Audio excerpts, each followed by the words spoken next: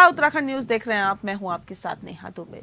Bharatiya Janata party लगातार अपने संगठन और जनप्रतिनिधियों में जोश भरने को लेकर प्रशिक्षित करने का कार्य करती रहती है।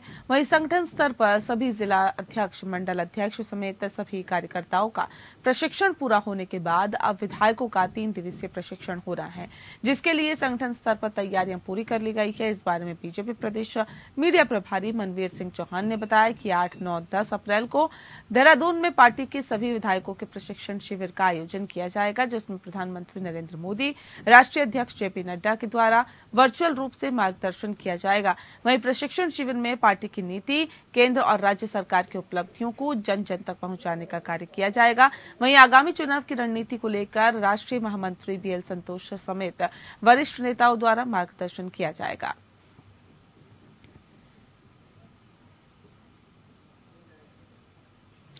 बता दें आपको, प्रधानमंत्री नरेंद्र मोदी और जो जेपी नड्डा हैं वो भी इस कार्यक्रम में मौजूद रहेंगे। बीजेपी विधायकों की 3 दिवसीय प्रशिक्षण होगा और प्रशिक्षण में जो आगे की रणनीति है वो तय होगी। 8, 9 और 10 अप्रैल को इसका आयोजन किया जाएगा, जिसकी तैयारियां अभी से शुरू हो गई है। बता दें आपको कि संगठन स्तर पर सभी जिलाध्यक्ष, मंडल अध्यक्ष समेत सभी कार्यकर्ताओं का प्रशिक्षण पूरा होने के बाद अब विधायकों का प्रशिक्षण 3 दिवसीय होना है।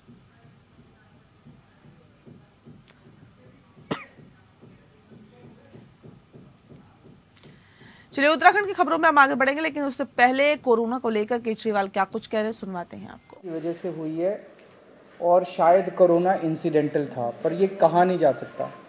तो जैसे एक केस है जिसमें किडनी का ट्रांसप्लांट हुआ था, वो 2-3 महीने से हॉस्पिटल में एडमिट था और उसकी डेथ हो गई।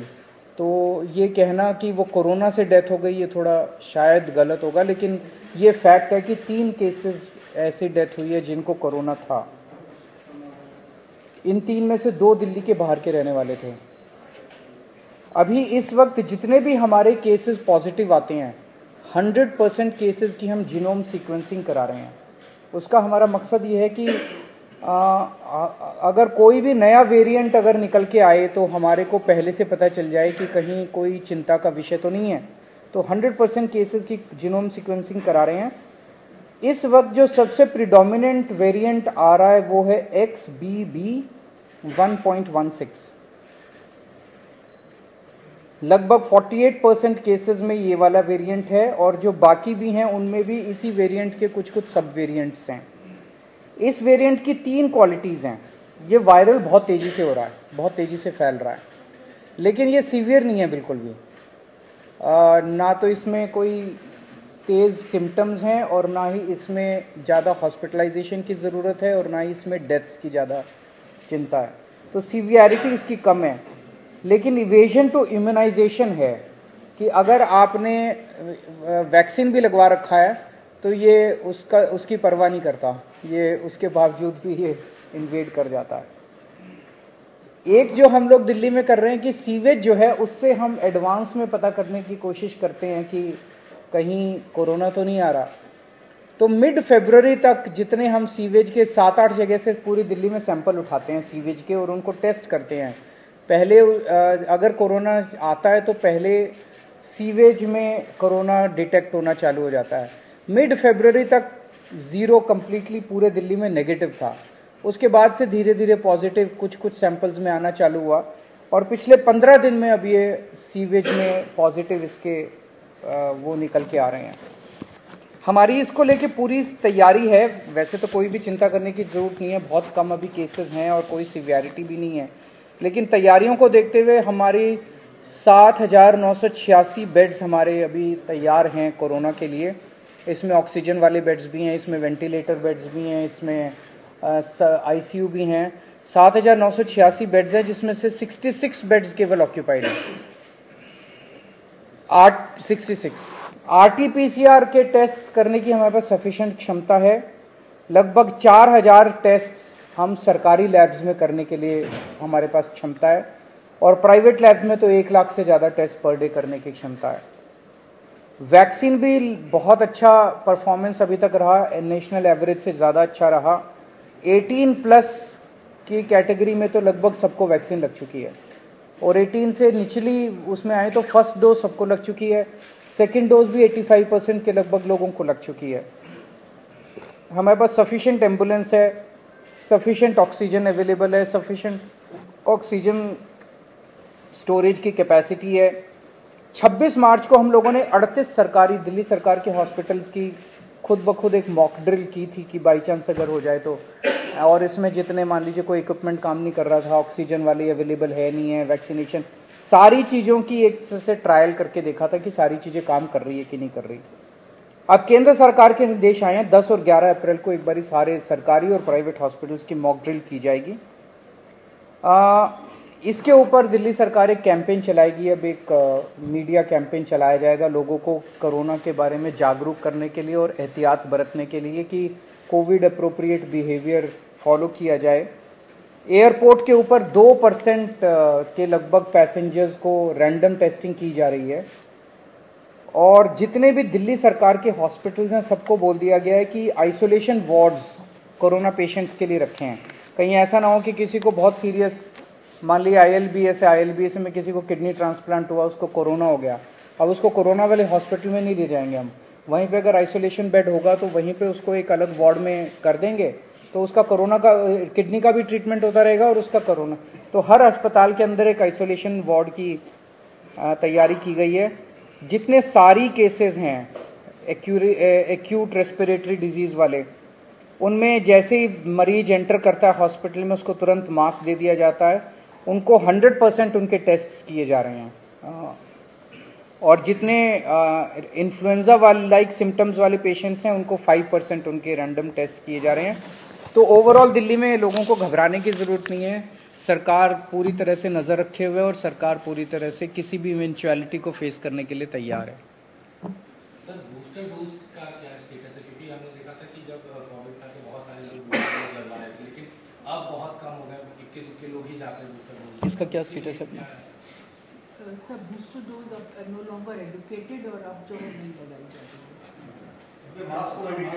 अभी मास्क की ज़रूरत, हम जितने भी जिनको भी सारी पेशेंट्स हैं जो कि इन्फ्लुएंजा लाइक सिम्टम्स हैं, इस तरह की सांस की बीमारी है, उनको हम सबको वो कहेंगे कि आप मास्क लगा के रखिए। लेकिन अभी केंद्र सरकार की तरफ से कोई गाइडलाइन नहीं है और जैसे जैसे केंद्र सरकार गाइड करेगी हम उस पर स्टेप्स लेंगे।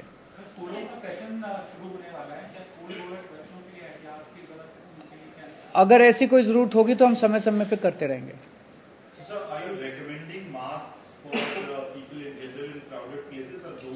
We are recommending masks to those who have respiratory disease like SARI, ILI, etc. Sir, अक्सर ये देखा जाता है केस बढ़ते थे, हम रैंडम टेस्टिंग करा देते थे, खासतौर पर एयरपोर्ट और बस अड्डों पर। एयरपोर्ट पे 2% कर दी है। 2% उसको बढ़ाया जाएगा? ज़रूरत पड़ेगी तो बढ़ाएंगे, बिकॉज ये सारी चीज़ें जो भी हम कर रहे हैं, देखिए सबसे ज़्यादा एक्सपर्टीज़ केंद्र सरकार के पास है and we look up to the central government for giving guidelines from time to time.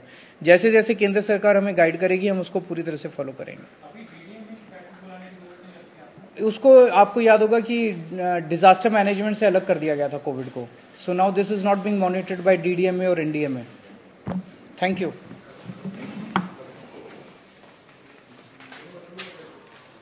Arvind Kejriwal को सुन रहे थे आप। दिल्ली के मुख्यमंत्री अरविंद केजरीवाल ने साफ तौर पर कह दिया है कि किस तरह से कोरोना के मद्देनजर बेहतर इंतजाम दिल्ली में किए जा रहे हैं। पिछले 24 घंटे में 3 लोगों की मौत हुई है, ये चिंता का विषय है और लगातार जो सरकार है इसको लेकर सतर्क है। नया वेरिएंट तेजी से फैल रहा है, उसके लिए भरपूर तैयारियां की जा रही है और जिससे कि दिल्ली वासियों को दिक्कत ना हो, किस तरह से कोरोना के मद्देनजर उससे लड़ने के लिए हमारे पास बेड तैयार है और उस बात का जिक्र केजरीवाल ने इस प्रेस कॉन्फ्रेंस में किया है। बढ़ते कोरोना के मद्देनजर सरकार सतर्क है।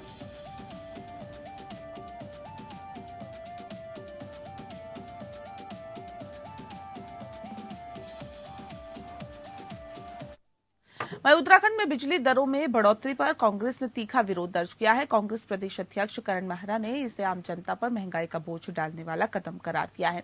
बता दें कि विद्युत नियामक आयोग द्वारा गुरुवार को घोषित बिजली दरों पर प्रतिक्रिया देते हुए कांग्रेस प्रदेश अध्यक्ष करण मेहरा ने कहा है कि सरकार लगातार आम लोगों पर महंगाई का बोझ डालती रही है। भाजपा की केंद्र सरकार हो या राज्य की सरकार, लगातार बढ़ती महंगाई के लिए कदम उठाती रही है। उन्होंने सरकार से बढ़ी हुई दरें तत्काल वापस लेने की मांग की।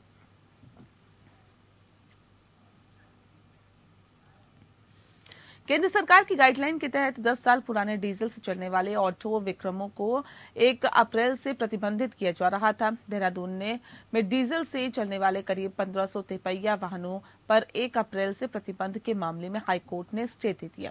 इससे वाहन संचालकों की बड़ी दिक्कतें बढ़ गई है। बता दें आपको कि इससे बड़ी राहत वाहन संचालकों को मिली है। बता दें कि हाईकोर्ट ने 1 अप्रैल से बंद होने जा रहे 10 साल पुराने डीजल ऑटो विक्रम के फैसले पर स्टे लगा दिया है और मामले की अगली सुनवाई अब 28 अप्रैल को होगी। इससे कि ऑटो विक्रम चालकों में खुशी का माहौल है। उनका कहना है कि अगर हाईकोर्ट ने उनको राहत दी है तो सरकार को भी इस फैसले पर अमल करना चाहिए, लेकिन उनको लगातार आरटीओ और पुलिस द्वारा प्रताड़ित किया जा रहा है। फुटकर पर सवारी लेने उतारने पर उनके चालान भी काटे जा रहे हैं और उन्हें वाहन उनके सीज कर दिए जाते हैं, जिससे कि वे परेशान हो जाते हैं। घोड़ा गाड़ी जब चला करती थी उसके विकल्प के तौर पे लाया गया था और 2000 तक इसका संचालन बहुत अच्छी तरह से हुआ, परंतु उसकी पुरानी टेक्नोलॉजी होने की वजह से उसमें अंदर पॉल्यूशन था और ये विक्रम बदनाम हुआ। परंतु समय के हिसाब से ये विक्रम हमारा टेक्नोलॉजी से काफी आगे बढ़ता गया और BS1 हुआ, BS2 हुआ, फिर BS3 हुआ और उसके बाद BS4 भी हुआ और BS4 के अंदर कोई भी पॉल्यूशन नहीं था और सुचारू रूप से उसका संचालन हो रहा था। प्रशासन ने हमको सदा स्टेज कैरेज की तरह से ही चलाया है। स्टेज कैरेज वो होता है जिसके रूट बनाए जाते हैं और हर रूट के ऊपर स्टॉप्स दिए जाते हैं और सवारियों को बिठाने की और उतारने की सुविधा दी जाती है। विद्युत नियामक आयोग द्वारा प्रदेश में बिजली के दामों में बढ़ोतरी का ऐलान कर दिया गया है, जिसको लेकर विपक्ष के द्वारा सरकार पर बिजली पानी महंगा और सस्ती शराब का आरोप लगाया जा रहा है। बिजली के बढ़े हुए दामों पर आम आदमी पार्टी के प्रदेश संयोजक ज्योति सिंह बिष्ट ने सरकार पर निशाना साधा।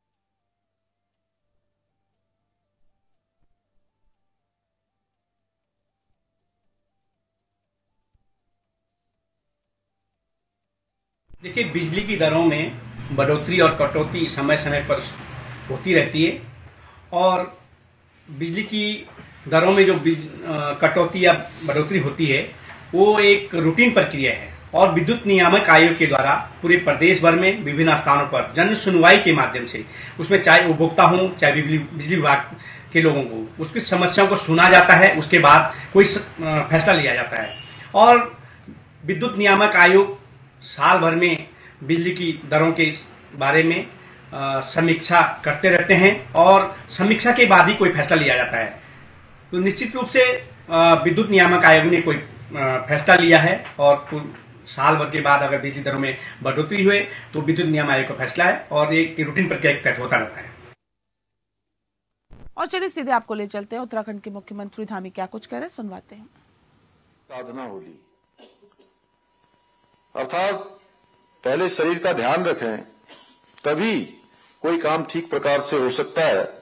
इस मूल मंत्र को ध्यान में रखकर हमारी सरकार ने राज्य में जन सुविधाओं के और जन स्वास्थ्य के बुनियादी ढांचे को सशक्त बनाने में अपना पूरा ध्यान केंद्रित किया है और हमारे देश के यशस्वी प्रधानमंत्री मोदी जी के नेतृत्व और उनके दिशा निर्देशन में अन्य क्षेत्रों की भांति स्वास्थ्य के क्षेत्र में भी आज हमारा प्रदेश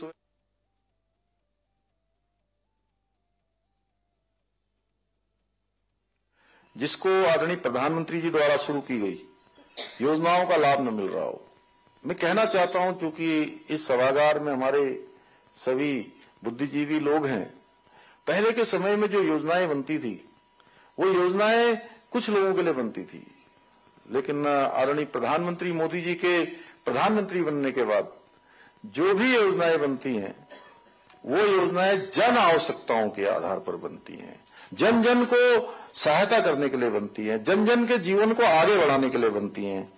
कोरोना काल में जहां एक ओर आदरणीय प्रधानमंत्री जी और हमारे स्वास्थ्य मंत्री जी आदरणीय मनसुख भाई जी के नेतृत्व में जिस प्रकार से वैक्सीनेशन का काम हुआ, और केवल भारत के अंदर ही नहीं बल्कि दुनिया के अंदर भारत ने जिस प्रकार से अन्य देशों को भी वैक्सीन देने का काम हुआ, वो वास्तव में अभूतपूर्व था। इससे पूरी दुनिया के अंदर भारत की साख बढ़ी है। भारत के प्रति लोगों का एक आदर और श्रद्धा का भाव पैदा हुआ है कि जो हम वसुधैव कुटुंबकम की बात करते हैं, भारत उस दिशा में मोदी जी के नेतृत्व में आगे बढ़ रहा है। उसी प्रकार से कोरोना काल में गरीब कल्याण अन्न योजना ने करोड़ों लोगों को 2 वक्त का भोजन सुनिश्चित किया। आयुष्मान भारत योजना ने कांग्रेस के वरिष्ठ नेता राहुल गांधी की संसद सदस्यता खत्म होने के बाद अब उनके सरकारी आवास को भी खाली करवाया जा रहा है। वहीं राहुल गांधी के आवास को खाली कराने का मामला जैसे ही सामने आया, उसके बाद कांग्रेस कार्यकर्ताओं ने एक मुहिम शुरू कर दी। इस मुहिम का नाम मेरा घर राहुल गांधी का घर। इस मुहिम के तहत उत्तराखंड में भी कांग्रेस के कार्यकर्ता लगातार मेरा घर राहुल गांधी का घर मुहिम को आगे बढ़ा रहे हैं। कांग्रेस की प्रदेश प्रवक्ता गरिमा ने बताया है कि गांधी परिवार ने देश के लिए अपना सब कुछ न्यौछावर कर दिया। वहीं केंद्र की मोदी सरकार राहुल गांधी के खिलाफ गलत कार्रवाई कर रही है। ऐसे में कांग्रेस के कार्यकर्ता और देश भर की जनता राहुल गांधी के साथ है।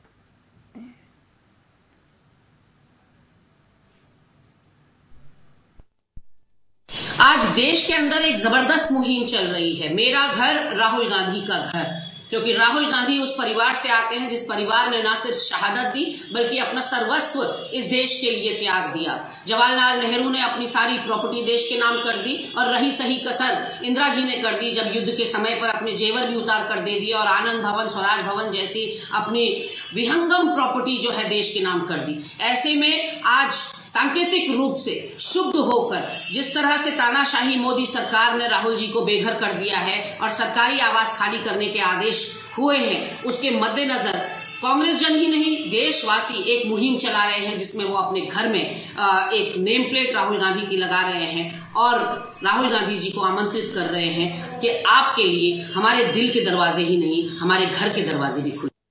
उत्तराखंड में 3 दिन तक मौसम साफ रहने के साथ ही गुरुवार को शाम को मौसम ने फिर से करवट बदली। यहाँ यमुनोत्री धाम समेत आसपास के क्षेत्रों में बर्फबारी हुई। वहीं हर्षाली गांव, फूलचट्टी, नारायणपुरी और साथ ही साथ जानकी चट्टी में खूब बारिश हुई, जबकि मसूरी में बारिश के साथ साथ जमकर ओलावृष्टि हुई। मौसम के बदलते मिजाज से तापमान में गिरावट दर्ज की गई है।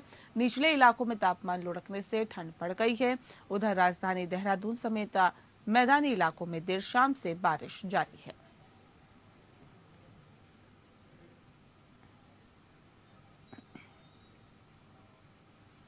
रानीखेत में कनूसा कॉन्वेंट स्कूल की मनमानी का मामला सामने आया है। बताते चले कि यहां पर उत्तराखंड सरकार ने सभी स्कूल, जी हां, पब्लिक स्कूलों को एनसीईआरटी की किताबें चलाने के निर्देश दिए हैं। वहीं पब्लिक स्कूलों में एनसीईआरटी के किताबों के अलावा अपने मनपसंद पब्लिशिंग हाउस की किताबें चला रही हैं।